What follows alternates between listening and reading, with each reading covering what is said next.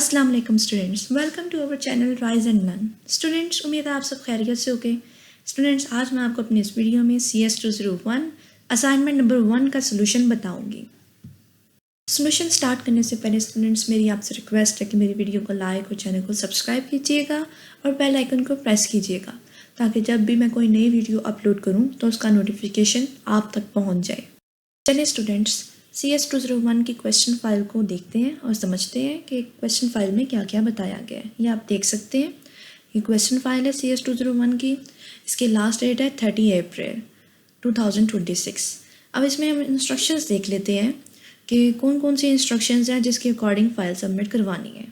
First of all, assignment जो है वो ड्यू डेट में सबमिट होनी चाहिए, और अगर तो आपकी फ़ाइल करप्ट होती है तो वो आपको उसके मार्क्स 0 मिलेंगे। अगर असाइनमेंट कॉपी होती है तब भी आपको उसके मार्क्स 0 मिलेंगे। असाइनमेंट अगर कोई किसी और फॉर्मेट में भी आप सबमिट करवाते हैं, जैसे .cpp के अलावा किसी फॉर्मेट में आप सबमिट करवाते हैं, तब भी आपको इसके 0 मार्क्स मिलेंगे। असाइनमेंट डेव C++ सॉफ्टवेयर में बनी चाहिए। अगर आपको ये सॉफ्टवेयर इंस्टॉल नहीं करना आता तो आप मेरे YouTube चैनल पर जाकर डेव C++ सॉफ्टवेयर करने का तरीका देख सकते हैं।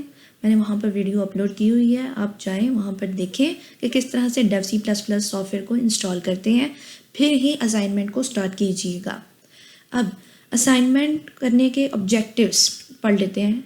ये असाइनमेंट करने के बाद आप समझ सकेंगे कि वेरिएबल्स क्या है, कॉन्स्टेंट्स क्या है, डाटा टाइप्स क्या है, arithmetic operators, conditional statements, output statements, iterative statements, ये सब चीज़ें आप इस असाइनमेंट को सॉल्व करने के बाद समझ सकेंगे। इससे नीचे असाइनमेंट सबमिशन की इंस्ट्रक्शंस को देख लेते हैं कि इंस्ट्रक्शंस क्या है। असाइनमेंट आपकी .cpp फाइल में होनी चाहिए। अगर इससे अलावा किसी और फॉर्मेट में होती है, जैसे इमेज में, PDF में, डॉक में, डॉक्स में, तो आपको इसके 0 मार्क्स मिलेंगे। ये इंस्ट्रक्शन को आपने याद रखना है। और प्रॉब्लम स्टेटमेंट, वो कह रहे हैं कि सबसे पहले आपने एक C++ प्रोग्राम लिखना है जिसका नाम होगा ऑटोमेटेड स्टूडेंट अटेंडेंस एनालाइज़र। मतलब ऐसा सिस्टम आपने बनाना है जो स्टूडेंट की अटेंडेंस को एनालाइज कर सकेगा। फर्स्ट ऑफ ऑल, आपने अपना नेम और व्यू ID उस प्रोग्राम में हार्ड कोड करनी है, और फिर आपकी ID के 5 डिजिट्स वो एक्सट्रैक्ट करेगा वो प्रोग्राम। और हर डिजिट जो होगा, वो जो 5 डिजिट उसने एक्सट्रैक्ट किए होंगे, तो उसमें से हर डिजिट एक क्लास को रिप्रेजेंट करेगा, ठीक है। और वो क्लास आगे कोर्सेज को रिप्रेजेंट कर रही होगी, ठीक है। आगे हम इसमें मज़ीद देखते हैं कि स्टेप नंबर 1 क्या है। स्टेप नंबर 1 है hard code your full name and view student ID। ये ID जो आपको यूनिवर्सिटी की तरफ से दी गई है, इस ID को आपने अपने प्रोग्राम में मेंशन करना है, और नेम को भी, ठीक है। Display them as first 2 lines of the output. Program में पहली 2 लाइनें जो होंगी वो आपके नाम की और ID की होनी चाहिए। No user input is taken anywhere in the program. अब आपने ख्याल करना है कि ये नेम और ID ये हार्ड कोड होनी चाहिए, ये यूज़र से ना ली जा रही हो प्रोग्राम में, ये आपने हार्ड कोड करनी है। स्टेप नंबर 2 है digit extraction from ID। From 9 digit numeric part of your ID extract 5 digits using only arithmetic operator. अब वो इसमें कह रहे हैं कि आपकी जो व्यू ID होती है उसमें टोटल 9 न्यूमेरिक डिजिट्स होते हैं, जैसे ये आप देख सकते हैं। इसमें 9 न्यूमेरिक डिजिट्स हैं। वो कह रहे हैं कि इसमें से 5 डिजिट्स जो हैं वो आपने एक्सट्रैक्ट करने हैं। किसको यूज़ करते हुए? अरिथमेटिक ऑपरेटर्स को यूज़ करते हुए। अब वो आपने एक्सट्रैक्ट इस तरह से करने हैं कि first digit, 3rd, 5th, 7th और 9th डिजिट को एक्सट्रैक्ट करना है। मतलब टोटल आपने 5 डिजिट्स बस ऐसे पकड़ के कर नहीं देना, आपने इस तरह से करना है कि पहला डिजिट एक्सट्रैक्ट हो, फिर तीसरा, फिर 5वां, फिर 7वां और फिर 9वां। इस तरह से आपने 5 डिजिट एक्सट्रैक्ट करने हैं। ये आप एग्जांपल भी देख सकते हैं। If numeric part is 1 to 9, extract digits जैसे 1, 3, 5, 7, 9। अब लास्ट उन्होंने बताया है the use of arrays and string operations are not allowed. वो कह रहे हैं कि आपने ये एक्सट्रैक्शन इस तरह से करनी है कि इसमें अरेज और स्ट्रिंग का यूज़ नहीं करना।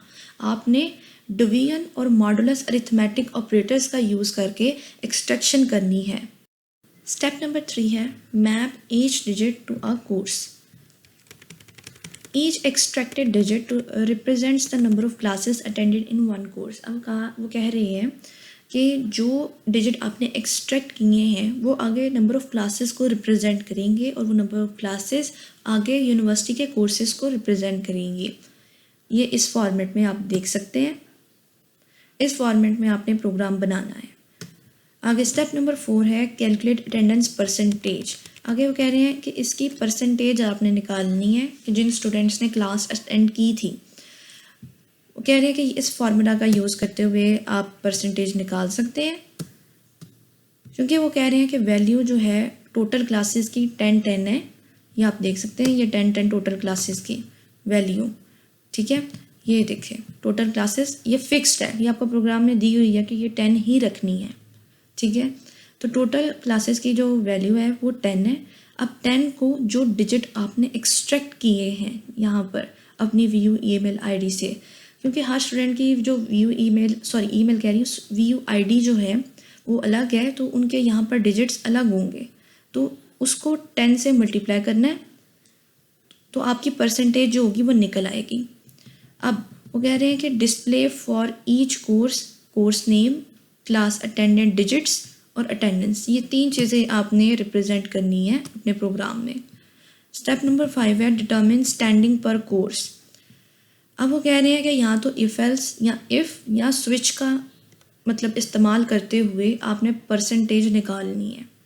ये देख सकते हैं, जिसकी 75% से बड़ी हो या बराबर हो तो उसका क्लियर्ड होगा। मतलब मोस्टली यूनिवर्सिटी के अंदर 75% मांगी जाती है अटेंडेंस की।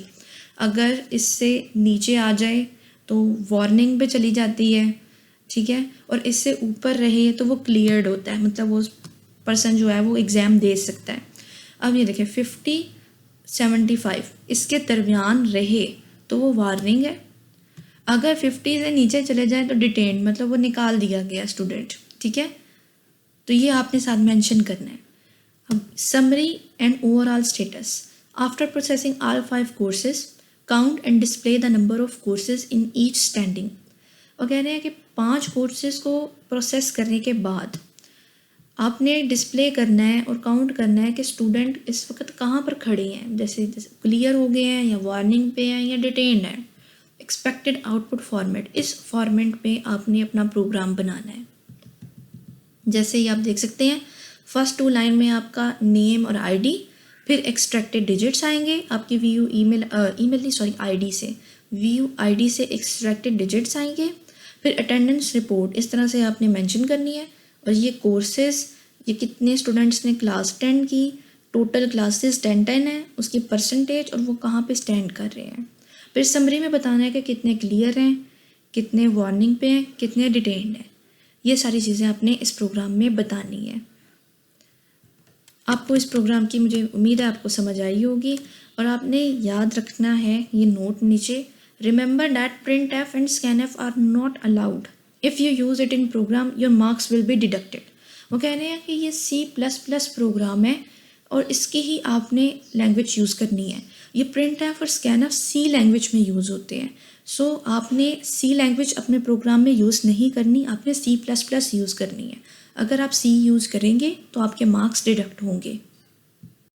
चलिए स्टूडेंट्स, मैं आपको सोल्यूशन दिखाती हूँ डेव C++ सॉफ्टवेयर के ऊपर।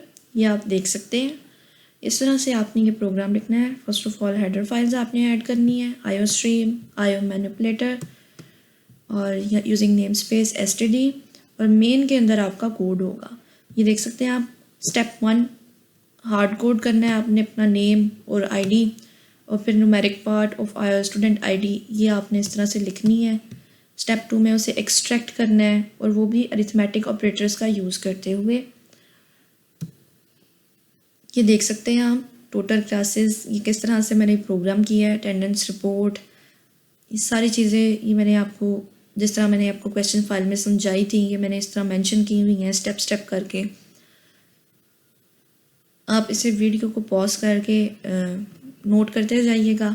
अगर मैंने पॉज ज़्यादा कर दी तो वीडियो का साइज़ लंबा हो जाएगा, तो आप इसे जब नोट कर रहे होंगे तो वीडियो को स्टॉप करके नोट करते जाइएगा। अगर तो कोई स्टूडेंट जो अपनी जॉब की वजह से ये असाइनमेंट नहीं बना सकता या किसी और परेशानी की वजह से, तो वो डिस्क्रिप्शन में मेरा नीचे नंबर दिया होगा, वहाँ मुझसे कांटेक्ट करके ये असाइनमेंट ले सकता है, वो भी रीज़नेबल प्राइस में।